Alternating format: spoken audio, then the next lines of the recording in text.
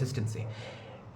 Depending on any other night, depending on what the referee is, this maybe could have been given, this could have not been given. You cannot tell. Replace Arsenal with Liverpool. The guy completely missed the ball. He did make contact with Saka, with which he went down because he was obviously in a motion to shoot the ball Sunday. Now, do you think that the manager will be announcing that he's leaving the club, which he's managed for what, 10, 11 years, and won 20 trophies now at, if he's expecting to win the league? No, not now. It wouldn't be announced on the final. As long as football is played in this country, they will talk about what Arsenal has done this season. There is no overstating this achievement. These were the quotes echoing out through Highbury on the final day of the 2002-2003 season, also known as the Invincible season, 22 years ago when Arsenal last won a league title. This Sunday, we can hear something similar again at Selhurst Park. We've grinded out another 1-0 victory against Burnley. Every team which we expect to beat 2-0, 3-0, 3-1, 4-1, just for the sake of, saying that maybe the opposition can find faults in our great wall of Emirates, great wall of Highbury. We end up making it hard for the fans. It's not hard for the players, trust me. If it were hard if the players found it difficult to cope with this, it wouldn't feel like that this is Arsenal's favourite scoreline to deal with. Somehow, even with 3 changes made, one of which was obviously needed because Ben White was injured, so Mosquera replaced him. Odegaard being used as a starter instead of a impact sub, which he's good at, and Gyökeres being dropped for Kai Havertz. Havertz ended up making the difference. He also could have made the difference by taking a red freaking card.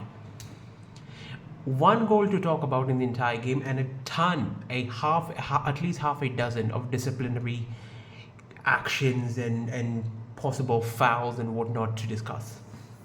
Firstly, Leandro Trossard, the absolute madman. He might be the next Jamie Vardy. I don't freaking know.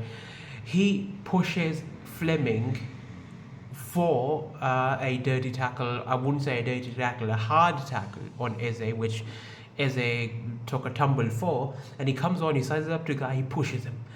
That could have very easily been a red card. He's seen a red card for things like that before. Just this season? I think it was. No, I think it was last season. He's seen it before.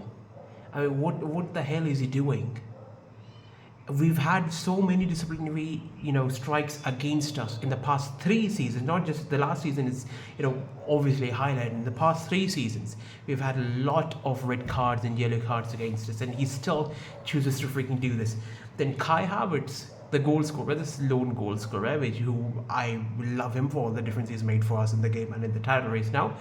But he need to go and lunge on the guy with his studs up, basically planting his shoes into the guy's calf, into his Achilles, possibly injuring him. It was initial yellow. I don't think anyone in the stadium knew that was being checked for a possible serious foul play. Luckily it was not given. Now, what are my thoughts? My thoughts are inconsistency. Depending on any other night, depending on what the referee is, this maybe could have been given, this could have not been given. You cannot tell. Replace Arsenal with Liverpool, replace Arsenal with City, with United, with, Leeds United. You cannot tell whether a decision like this will go,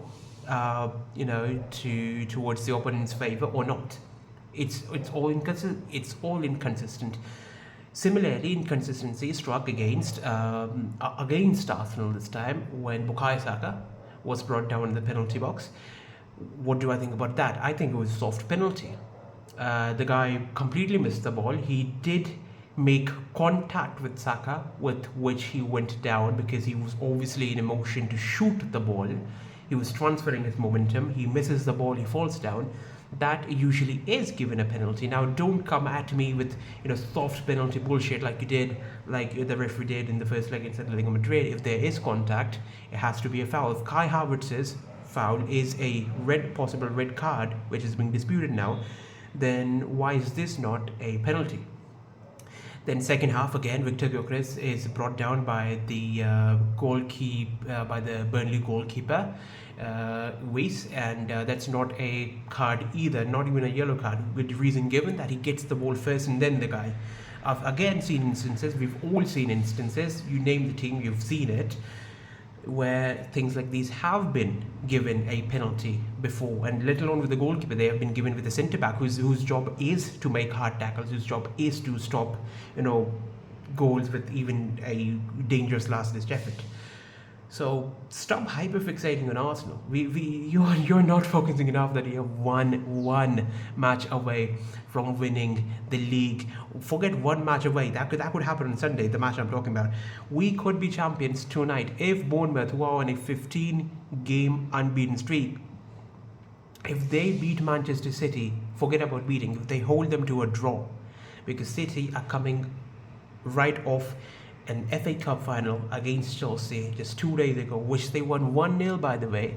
We're not talking about City winning 1-0 against Burnley. We're not talking about City winning and drawing against Everton. Not talking about City winning 1-0 against Chelsea, being managed by interim manager Callum McFarlane. But we're talking about 1-0 to the Arsenal, right? Well, we take pride in it. It's been our long-term motto.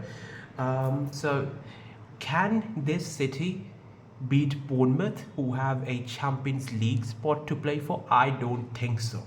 Bournemouth will literally leave blood on the pitch against City tonight. They have everything on the line. With Iraola also leaving at the end of the season, he will want to go out with this achievement. He will want to go out with the bang. Another guy leaving is the man in the other dugout, Pep Guardiola. It's been announced by at least The Athletic and a couple of news sources that Pep Guardiola's exit from Manchester City will be announced on Sunday. Now, do you think that the manager will be announcing that he's leaving the club, which he's managed for 10, 11 years and won 20 trophies now at, if he's expecting to win the league? No, not now. It wouldn't be announced on the final day. It would be announced, I don't know, Saturday or tonight, tomorrow, whatever it is. It would be announced after, maybe in the parade, maybe on the day of the parade, after the parade, whatever it is. It points heavily towards that he does not expect to win, even if this is all for the speculators out there. I do not care. I just want to go to Crystal Palace, take the 1-0, and that's it. We create so many chances. So Saka created chances, Odegaard created chances. Odegaard makes a lot of mistakes. He doesn't create as many chances as he makes mistakes, so I don't like him enough. But he created chances still. Trossard created chances. Eze created chances. Declan Rice was solid in defensive duties. He keeps tracking back, and on one occasion from Hannibal, he did save what could have really rigged us towards, 80s or something minute.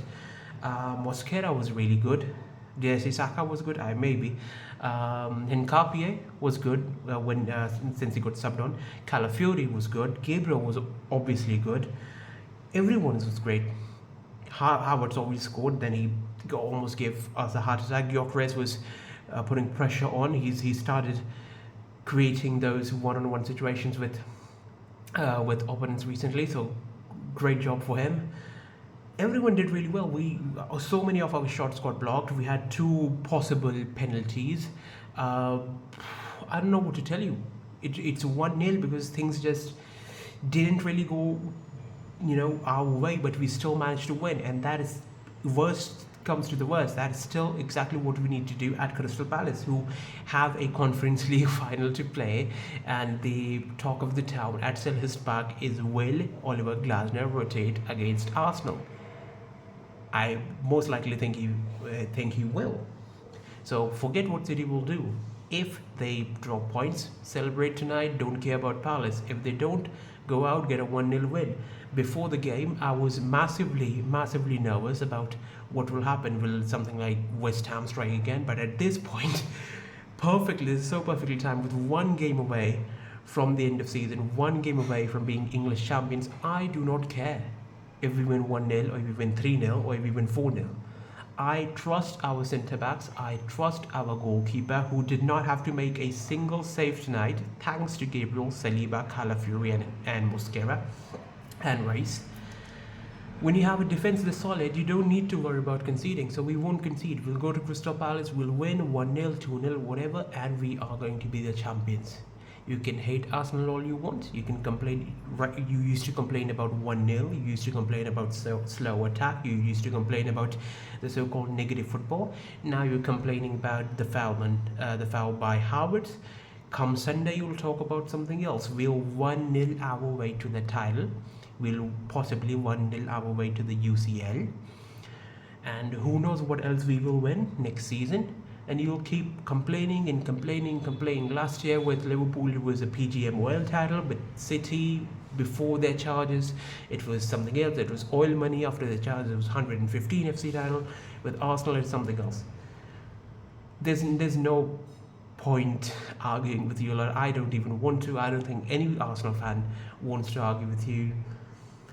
So keep on doing your thing. We will keep on doing our thing. 1-0 to the Arsenal. Come on, you guys. Come on, Arteta. Let's go.